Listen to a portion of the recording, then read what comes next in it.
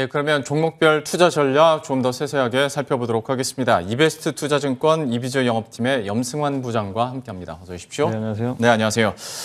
개장 전 필수 체크 포인트부터 오늘 확인해 보도록 할 텐데요. 첫 번째 포인트는 빈집털이 전략 통한다. 순매도 상위주 비중 확대라고 해줬어요. 옛날에는 개인들이 항상 빈집털이를 당했었는데 지금 네. 우리가 할 수 있다라는 쪽이십니까? 네, 그러니까 사실 최근에 보면 이제 외국인 기관이 샀던 거는 물론 수익률이 좋은데 거의 5월부터 지금 한 달 가까이 판 기업들이 되게 많아요. 근데 그 기업들 수익률이 대부분 부진했는데 근데 지난주부터 좀 감지가 된 게 뭐냐면 그런 기업들이 조금씩 기지개를 켜고 있습니다. 이제 네. 바닥권에서 이제 워낙 많이 팔아놨는데 결국 영원히 팔 수는 없거든요. 외국인 기관도 어느 정도 이제 고간을 비워놨으면 일부 이제 채워놓는데 사실 그런 분위기들이 일부 좀 감지됐던 게 지난주부터 삼성전자만 해도 지금 사실 그 지난 5월부터 6월 초까지 외국인들이 조 단위가 넘게 그냥 팔아버렸어요. 네. 근데 이제 지난주에 처음으로 순매수 전환이 됐거든요. 뭐냐면 결국에 이제 그동안 많이 팔았던 거를 어느 정도 이제 그 채워놓는 그런 과정이 저는 좀 시작이 됐다고 좀 보고 있습니다. 특히 보니까 5월까지만 해도 뭐 그때도 경기 민감주들이 나쁘지 않은데 6월 달 들어와서 외국인들이 지금 민감주들을 대거 정리해 놨었어요. 네. 그러니까 자기네들이 많이 샀던 것들이죠. 그런 것들을 정리하고 굉장히 좀 부진했던 뭐 IT라든가 이런 이제 일부 바이오도 좀 사고 있고 그래서 좀 뭔가 외국인 투자 시각이 좀 변화하고 있는 게 아닌가. 특히 이제 최근에 보면 미국의 국채 금리가 좀 떨어지면서 지금 미국도 성장주들이 조금 살아나고 있잖아요. 네. 일부에. 그러니까 그런 것들과 좀 맞물려 가지고 외국인들의 좀 시각이 좀 바뀐 것 같고 기관 투자들은 사실 뭐 업종별로 이렇게 뭐 무조건 성장주 산다, 가치주 산다 이런 개념은 없고 그냥 고르게 좀 편입을 하고 있는 것 같은데 다만 이제 고무적인 거 연기금이 네. 귀환을 하기 시작했어요. 맞아요. 5월까지 그러니까 작년도부터 보면은 올해 5월까지 거의 1년 가까이 그냥 팔아버렸거든요. 네. 근데 6월 들어와서는 순매수한 날도 되게 많습니다. 그래서 연기금의 매수가 좀 이렇게 확대되고 있는 것도 굉장히 긍정적인데 근데 이들 그 외국인이나 기관이 그동안 많이 샀던 걸 사진 않거든요. 팔았던 걸 살 수 있으니까 그래서 오늘 이번 주에 좀 여러분들이 보실 거는 그러니까 그 저도 이제 주말에 한번 이제 증권거래소 들어가서 다 뒤져봤는데 결국에 외국인 기관이 최근 한 달간 많이 판 것 중에서 좀 덜 오른 것들 네. 좀 보실 필요가 있을 것 같아서 오늘 좀 이 주제를 한번 잡아봤습니다. 저희가 앞에서 외국인과 기관들이 가장 많이 팔았던 종목들은 어디가 있는가 뭐 설명 들으면서 화면으로 띄워드렸는데 그러면 많이 팔았던 종목 가운데서 이제 주가도 다시 한번 반등 꿈틀꿈틀 하고 우리가 빈집털이를 직접 할 수 있는 종목들은 어디가 있을까? 좀 관심 가져볼 만한 종목은 그러면 어떤 걸 선정하셨어요? 그러니까 되게 좀 많아요. 제가 이제 기관 순매도 상위기업, 외국인 순매도 상위기업 10개씩만 해도 20개가 되는데 네. 근데 그중에서 좀 주가 안 오른 기업들 그것들만 좀 말씀 먼저 드리면 일단 첫 번째가 뭐 삼성전자 있을 거고요. 그다음에 두 번째 LG 디스플레이, 또 현대모비스, KTNG, 셀트리온, 롯데케미칼, 이마트 한 요렇게 7개 종목 정도 좀 말씀을 드리고 싶은데 그냥 간단히만 설명해 드릴게요. 뭐 삼성전자가 워낙 뭐 왜 안 가는지는 잘 다들 알고 계실 거예요. 근데 이제 그런 악재 부분들은 다 반영됐고 아무튼 이번 주에 아마 중국의 스마트폰 데이터가 좀 나올 것 같아요. 5월달. 그게 조금만 좀 잘 나와준다면 또 뭔가 반전의 역할을 할 수 있으니까 좀 체크를 해보시면 좋겠고 LG 디스플레이도 실적이 너무 좋은데 하반기에 꺾인다. 그러니까 요즘에 이렇게 안 가는 기업들 대표적인 게 실적 좋은데 3분기 다 피크아웃이다.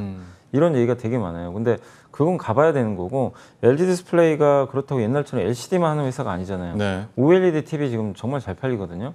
근데 이게 이제 이걸 커버하는데 그 시장에서는 자꾸 좀 너무 그 LCD TV 이제 그쪽에만 포커스를 맞춰서 좀 안 좋게 보는 것 같더라고요. 그래서 LG 디스플레이도 지금 아무도 기대감이 없어요. 그래서 좀 저는 오히려 좀 괜찮다 이 말씀 드리고 싶고 현대모비스는 자동차 3사 중에 지금 제일 못 갔거든요. 왜냐하면 부품주다 보니까 생산이 안 돼가지고 좀 실적이 좀 부진해요. 왜냐하면 이제 완성차는 가격 올려가지고 팔면 되거든요. 그래서 좀 피해를 받았는데 오히려 이제 자동차 반도체 공급 부족이 해소되면 더 모멘텀을 좀 받을 가능성이 좀 높다고 좀 보고 있습니다. 그리고 이제 네 번째는 KTNG 이것도 아마 많은 분들이 참 잊고 계셨던 그 기업 같아요. 근데 이제 그 면세점에서 홍삼 판매가 이제 좀 재개되지 않을까. 이 외국인들이 한국 면세점 와서 원래 홍삼 많이 사왔거든요. 네. 근데 이제 그게 매출이 안 나왔잖아요. 그래서 담배는 잘 나가요, 원래. 그래서 한번 좀 관심 있게 보시고 어차피 KTNG는 또 지금 사도요. 연말에 배당 한 5% 받습니다. 네. 예, 그래서 배당도 매력적이고 그 다음에 이제 셀트리온도 사실 이제 바이오 기업들을 제가 뭐 많이 말씀 안 드리지만 지금 너무나 많이 빠져 있어요. 맞아요. 셀트리온. 예, 정말 그렇다고 뭐 실적에 대한 좀 부담감이라든가 또 코로나19 치료제가 지금 뭐 유럽이나 미국에서 아직 뉴스가 없잖아요. 네. 그래서 모멘텀이 없어서 빠진 건데 이것도 외국인 기관이 그동안 많이 팔아놨거든요. 근데 고간이 비어 있고 어차피 또 하반기에 그 분명히 작년에 그랬잖아요. 그 서정진 회장이 올해 3사 합병 시키겠다고. 네. 그러면 합병하게 되면 또 모멘텀 한번 받을 수 있거든요. 그래서 지금은 좀 잃을 게 없는 자리 같아서 좀 관심 있게 보시고 롯데케미칼은 저번 주에 한번 말씀을 드렸습니다. 지금 뭐 우려감만 큰데 저가 매수 가능하고 그다음에 이마트도 이걸 넣을까 말까 하다가 지금 자리는 나쁘지 않은 것 같아요. 왜냐하면 이마트도 지금 충분히 빠져 있고 이번 5월달 데이터가 괜찮더라고요. 근데 한 가지 좀 이마트 투자하시는 분들 좀 변수가 이베이 코리아 인수전 뛰어들었잖아요. 네. 근데 거기서 이베이 코리아를 3조 원 이상에 좀 사게 되면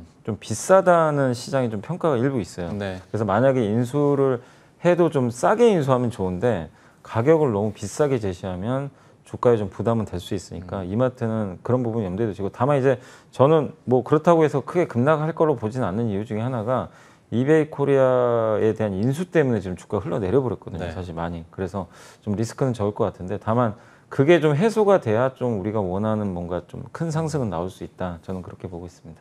뭐 3조 원이면 뭐 일각에서는 또 뭐 한번 미뤄지는 거 아니냐라는 얘기도 네. 있기는 한데 어쨌거나 최대한 뭐 당연하겠죠. 싸게 사야 이마트 같은 경우에는 리스크를 좀 덜 할 수 있을 것 같고 LG 디스플레이나 롯데케미칼은 계속 피카운 얘기만 나오는데 이제는 좀 빈집이 됐으니 여기에 대해서도 긍정적으로 관심을 갖자. 그리고 정말 오랜만에 셀트리온에 대해서도 얘기가 나왔으니까요. 한번 긍정적으로 관심 가져보시면 좋을 것 같습니다. 첫 번째 개장 전 필수 체크포인트 살펴봤고요. 두 번째로 넘어가 보도록 하죠. 어떤 걸지.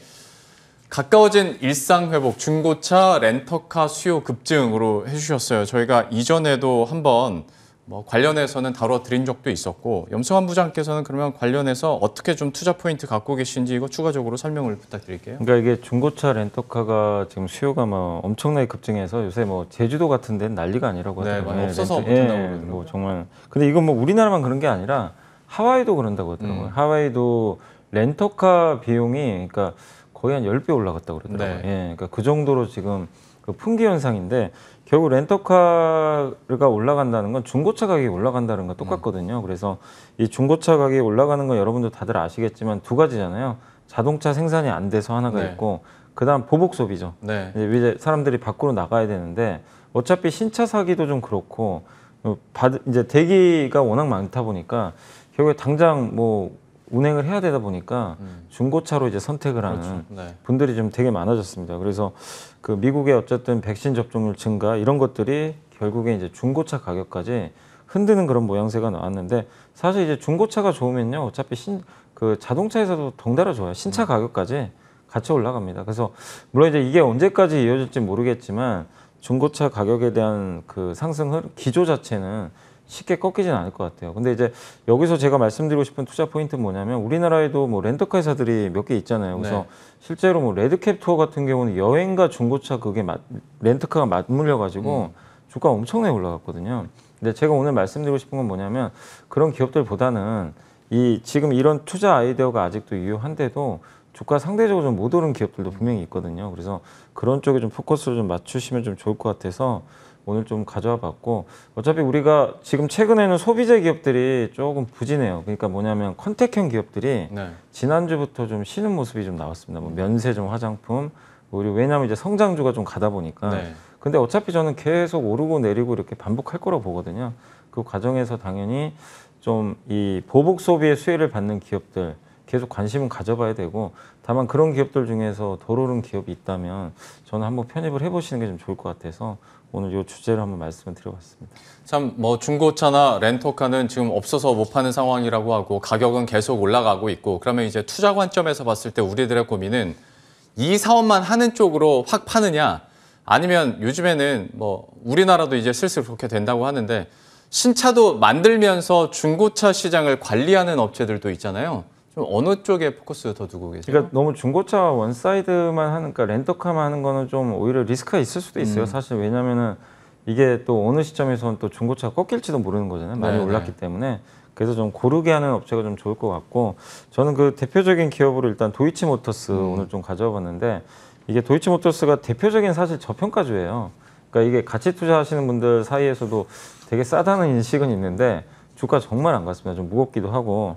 근데 이제 이 기업은 뭐 많은 분들이 그 아시겠지만 국내 대표적인 BMW 딜러입니다. 네. 그래서 그 BMW 수입차를 굉장히 많이 판매하고 있고 전 시장이 한 11개 정도 돼요. 그리고 BMW 미니도 판매하고. 근데 최근에 포르쉐, 제규어, 랜드로버까지도 라인업을 추가했대요. 네. 근데 요즘에 포르쉐가 그렇게 없어서 못 판대요. 맞아요. 그러니까 서로 지금 사고 싶은 사람은 너무 많은데 물량이 부족해가지고 포르쉐 품귀 현상이 나오고 있는데 그 수혜를 좀 톡톡히 누리고 있다라고 좀 보시면 좀 좋을 것 같습니다. 실제 뭐 수입차가 워낙 지금 판매가 잘 되고 있습니다. 뭐 우리 현대차도 잘 나가지만 수입차도 지금 특히 이제 BMW만 해도 올해 판매량이 38%나 증가를 했는데 이게 왜 그러냐면 보복 소비의 영향이에요. 결국엔 이제 사람들이 소비를 할 때 좀 더 예. 약간 좀 비싸더라도 고급 소비를 좀 하려는 그런 그 움직임들이 올해 되게 많이 나왔는데 네. 그 트렌드에 딱 맞는 기업 중에 하나라고 좀 보시면 좀 좋을 것 같고 그리고 이제 코로나가 만약에 어느 정도 종식이 된다면 사람들이 이제 더 많은 좀 차를 살 가능성이 높은데 그런 관점에서 도이치모터스한테 좀 수혜가 예상이 되고 근데 이제 오늘 제가 말씀드린 아까 그 포인트랑 맞물려서 좀 말씀을 드리고 싶은 건 뭐냐면 예. 도이치 오토홀드라고 있습니다. 네. 예, 이게 이제 중고차를 판매하는 맞아요. 대규모 전시장이에요, 사실은. 그래서 거기에 보면은, 그러니까 물론 온라인으로도 판매를 해요. 온라인 상으로도 제가 홈페이지 들어가 보니까 정말 다양한 차종들이 있는데 직접 그 전시된 이제 전시 매장을 가가지고 많은 분들이 이제 차를 좀 사게 되는데 결국에 여기서 그 도이치 오토홀드는 지금 우리 한국에도 되게 많은 중고차 업체들이 있는데 어쨌든 상장된 기업들 중에서는 그래도 가장 이제 대규모 단지를 갖고 있기 때문에 상대적으로 지금 최근에 중고차 가격이 오를 때 저는 수혜를 받을 수 있다라고 좀 보고 있고 근데 그거에 비해서는 지금 주가가 상대적으로 좀 못 올라갔습니다. 굉장히 좀 주가가 그동안 좀 부진했는데 그런 면에서 보면 올해 어쨌든 그 지금 그러니까 렌터카 시장 중고차 가격이 오르는 이 상황에서 뭐 SK 렌터카도 있고 사실은 아까 말씀드린 뭐 레드캡 투어도 있고 이런 기업들도 좋지만 그 기업들에 대한 좀 주가 상승이 너무나 가파랐거든요. 그래서 좀 상대적으로 좀 편한 선택지가 좀 도이치모터스가 좀 될 것 같아서 오늘 한번 설명을 드려봤습니다. 확실히 지금 자리에서 도이치모터스에 대한 매력도가 계속 높아져 있는 것 같습니다. 오늘 염승원 부장께서도 이 얘기를 해주셨고 제가 지난주에 중소형주에 대한 이야기 하면서도 그 KTB투자증권 김재훈 연구원이 도이치모터스에 대해서 원픽으로 그러니까 어떤 자동차, 중고차, 렌터카 쪽으로 원픽으로 해줬거든요. 역시 두 전문가에게 공통적인 의견이 나온 만큼 조금 더 관심 있게 지켜보셔야 될 것 같습니다. 도이치모터스까지 살펴봤고요. AS 들어보도록 할 텐데 JCS 메디칼입니다. 소화 과정도 뭐 이렇게 거치면서 아주 예쁘게 우상향을 하고 있는 상황이고 최고가 기준으로 한 10% 정도, 10% 가까이 수익률을 기록하고 있는데요. 현재 자리에서 앞으로의 전망들이나 또 투자 의견 다시 한번 좀 AS 부탁드릴게요. 그러니까 이제 투자를 하실 때 내가 이거를 좀 어느 정도 목표치를 딱 잡고 트레이딩을 할 거냐 아니면 이제 정말 한번 끝까지 가져가 볼 거냐 이 결론은 뭐냐면 이 회사가 하고 있는 그 비즈니스 모델 전방 산업이 결국에 구조적으로 성장하는 산업이냐 아니냐를 보셔야 되거든요. 근데 어차피 이 JCS 메디칼이 속한 이 의료 미용기기죠. 에스테틱이라고 하는데 이 시장은 누가 봐도 구조적 성장입니다. 왜냐하면 지금 누구나 다 예뻐지고 싶어 하고 특히 코로나19가 끝나면서 이제 병원에 가서 시술 받기가 더 좋아지고 있잖아요. 네. 그런 관점으로 보면 수요는 더 늘 수밖에 없고 그리고 이게 반복 소비를 유발을 자꾸 시켜요. 이게 되게 좋은 거죠. 그러니까 한 번 사가지고 끝나는 게 아니라 내가 어쨌든 뭐 리프팅이라고 그러죠. 이렇게 주름 같은 걸 펴주는 초음파 같은 걸로 이런 걸 했을 때 대부분 효과가 좋으면 이거를 계속 반복적으로 네. 예, 가서 이제 시술을 받게 됩니다. 근데 어차피 이 초음파나 이런 것들은 비침습법이라 그래가지고 칼을 대진 않거든요. 후유증도 없고 그래서 되게 소비자 입장에서도 편하고 그 다음에 이제 이걸 생산하는 생산자 입장에서도 자꾸 반복 구매가 그러니까 반복 시술이 이루어지니까 너무나 좋을 수밖에 없는 그러니까 이 둘 다를 만족시킬 수 있는 되게 좋은 좀 비즈니스 모델인 것 같아요. 근데 이 회사 같은 경우는 미국 FDA 승인도 받았고 또 초음파 그다음에 고주파 방식 이 두 가지를 다 병행해서 지금 제품을 생산하거든요. 근데 실적이 좀 안 좋아가지고 많은 분들이 이거 실적 적자인데 괜찮을까 이런 우려감이 있는데 물론 이제 이번 2분기 실적은 한번 확인을 해보세요. 그렇지만 이제 증권가에서도 최근에 나온 보고서도 보면은 실적 올해부터 본격적으로 흑자 전환하고 굉장히 고성장을 좀 할 것으로 좀 전망들을 하고 있으니까 사실 그것들을 지금 미리 좀 선반영하고 있다고 보시면 좋을 것 같습니다. 다만 이게 어디까지 성장할지는 우리가 알 수 없거든요. 예전에 기억하시겠지만 클래시스라는 기업이 그 슈링크라는 리프팅 네. 기기 대박이 나가지고 주가가 한 몇 배, 한 5배 올랐잖아요. 그러니까 그런 흐름이 뭐 나올지는 저도 모르겠어요. 그렇지만 그 우리가 끝을 알 수는 없는 거거든요. 어디까지 갈지는. 근데 분명히 이 회사의 전방 산업은 이제 시작이고 구조적이고 우리 한국에서야 이런 게 흔하지만 사실 미국, 중국, 유럽도 이 시장이 이제 열리거든요. 그렇게 본다면 이미 해외 수출 비중이 높은 이 기업한테 저는 많은 기회가 있을 수 있다고 생각합니다. 그래서 뭐 주의하실 건 계속 업데이트는 하셔야 돼요. 네. 뭐 이게 무조건 성공한다는 아니니까 중소기업 투자하실수록 여러분들이 항상 실적 나올 때마다 데이터 꼼꼼하게 체크하시되 다만 그게 맞는 스토리로 갔을 때는 정말 되도록 팔지 마시고 한번 구조적으로 한번 가져가시는 것도 좋을 것 같습니다.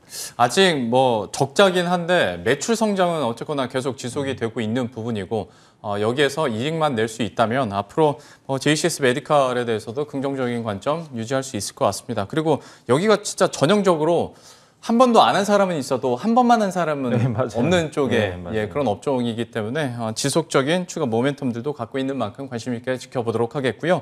AS 마치고 이제 리포트를 통해서 픽한 종목도 들어보도록 하겠습니다. 오늘은 어떤 종목을 골라오셨어요? 오늘은 이제 PSK는 많이 들어보셨는데 그 약간 지주회사 격이죠. PSK 홀딩스인데 물론 이제 그 약간의 지주회사 역할을 하고는 있지만 PSK 지분은 한 30% 이상 갖고 있는데 또 따로 사업도 하고 있어요. 그래서 거기에 포커스를 맞춰주시면 좋겠고 요새 반도체가 그러니까 지금 섹터 중에 제일 못 오른 섹터 3개가 뭐냐면 반도체, 2차 전지, 그 아까 셀트리온 같은 바이오예요. 네. 이 3개인데 그 중에 이제 반도체니까 한번 관심 있게 보시고 특히 반도체 후공정 장비 전문 회사라고 보시면 좋을 것 같고 이 회사가 이제 주력으로 만드는 이제 제품들이 여러 가지가 있는데 그 DESCUM이라는 이제 장비가 있어요. 그래서 재배선 이제 장비라고 하는데 이제 PR 스트립이라고 있습니다. 우리가 이제 여러 가지 그 광광액, 그러니까 이제 웨이퍼에다 광광액을 바르는데 그런 것들을 이제 제거해주는 그 역할을 하는 장비가 이제 PR 장비라고 좀 보시면 좀 좋을 것 같은데 거기에 들어가는 좀 공정용 배선 장비라고 좀 보시면 좋을 것 같고 그 다음에 플럭스 리플로우라는 좀 어려운 용어긴 한데 숄더볼을 이제 부착하기 전에 표면을 안정화하는 그런 장비라고 보시면 좋겠는데 이 반도체를 우리가 이제 어느 정도 실장한다 그러죠. 어디 이제 기판 같은 데 올릴 때 밑에다가 숄더볼 공 같은 거를 이제 공 모양의 이제 숄더볼을 딱 올려가지고 부착을 하거든요. 그럴 때 이제 들어가는 그런 장비 부착하기 전에 표면을 평평하게 좀 만들어주는 그런 장비라고 좀 보시면 좋을 것 같아요. 근데 어쨌든 이 회사가 최근 들어와서 실적이 좀 턴어라운드 하고 있고 물론 자회사 PSK도 잘 나가지만 이 회사가 만드는 그 후공정 장비가 굉장히 좋습니다. 특히 이제 삼성전자가 요즘에 후공정에 많이 열을 올리고 있거든요. 그래서 그런 모멘텀이 좀 기대되는데 이게 이 PSK 홀딩스는 워낙 보고서도 없고 하다 보니까 되게 생소하실 수는 있어요. 근데 네. 지난주에 정말 오랜만에 보고서가 하나 나왔어요. 예, 그래서 한번 좀 생소한 기업일 수 있지만 이게 리포트가 없다가 새로 나온다는 건 또 뭔가 의미 있는 반전이 될 수도 있는 거거든요. 그리고 반도체 투자 확대되고 주가도 잘 쉬었고 PER도 6.5배 정도로 저평가돼 있으니까 한번 성장주 투자하신 분들 관심 있게 보셔도 좋을 것 같습니다. 좀 생소한 종목일 수도 있겠지만 또 리포트가 신규 발행된 만큼 관심 있게 지켜보도록 하겠고 여러분들도 한번 찾아보시면서 조금 더 공부하셔도 될 것 같습니다. PSK 홀딩스에 대해서 이렇게 픽 들어봤고요. 마지막으로 이제 또 이번 주장 어떻게 대응을 할 수 있을지 시장 전반에 대한 흐름 좀 어떻게 읽고 계세요? 그러니까 아직도 이제 증시가 거의 사상 최고치 이제 돌파를 할까 말까 지금 고민하고 있잖아요. 근데 보통 이런 상황이면 많은 분들이 좀 흥분도 하고 그래야 되는데 아직도 시장이 되게 차분한 것 맞아요. 같아요. 그러니까 이게 강세장이 그러니까 맞는 건가 저도 이렇게 가끔씩 의문이 들 정도로 너무 조용해요. 너무 조용하니까 오히려 그래서 더 좋은 것 같아요. 그래서 맞아요, 네. 더 오래 갈 것 같고 1월처럼 흥분하면 사실 안 되거든요. 그래서 요즘에 조심하자는 의견도 많이 나옵니다. 그래서 저는 그게 더 오히려 증시가 올라갈 수 있는 전 밑거름이 될 수 있다고 생각합니다. 모두가 좋다고 외치면 사실은 절대 못 올라가거든요. 그래서 비관적으로 보시는 분들이 많이 늘어났다는 측면에서도 저는 좀 나쁘지 않다 이렇게 보고 있고 그리고 무엇보다 시장이 이번 주에 또 괜찮다고 보는 이유 중에 하나가 금리가 미국 금리가 꺾였고, 그러니까 금리가 오를 환경에서 꺾여버렸어요. 네. 그러니까 그렇다는 얘기는 성장주한테 되게 좋은 그림인데 한국의 성장주들이 시총이 또 굉장히 큽니다. 그래서 이번 주에 변수는 뭐냐면 IT에서 그러니까 반도체 그다음에 2차 전지 같은 우리 그 제조업 기반의 성장주 있잖아요. 네. 이 기업들이 한번 위로 튀는지 그게 중요했거든요. 왜냐하면 지난주에는 무형자산 관련주들 있잖아요. 그 성장주 중에 네. 뭐 인터넷 플랫폼 이게 튀었는데 네. 과연 그 바톤 터치를 제조업 기반의 성장주가 해줄지 그걸 지켜보시면 좋겠고 이게 만약에 움직이면 지수는 3,300 가는 거죠, 사실은. 그래서 한번 좀 기대는 해보지만 어쨌든 삼성전자 뭐 LG화학이라든가 이런 이제 대표적인 성장 제조사들이 움직이는지 체크하시면서 대응하시면 좋겠습니다. 저도 참 적극 공감하는 부분이 참 어찌 보면 일부러 흥분을 안 하는 듯한 느낌이 네. 들 정도로 요즘에 좀 그렇습니다. 개인 투자자들도 이렇게 스멀스멀 올라갈 때 오래 가더라라는 것을 이제 깨달으셨기 때문이지 않을까 싶은데요. 어떤 유형 자산의 성장주 쪽으로도 바톤 터치가 될 수 있을지 흐름들 계속 지켜보도록 하겠습니다. 이베스트 투자증권 이비제 영업팀의 염승원 부장과 함께했습니다. 오늘 말씀 고맙습니다. 감사합니다.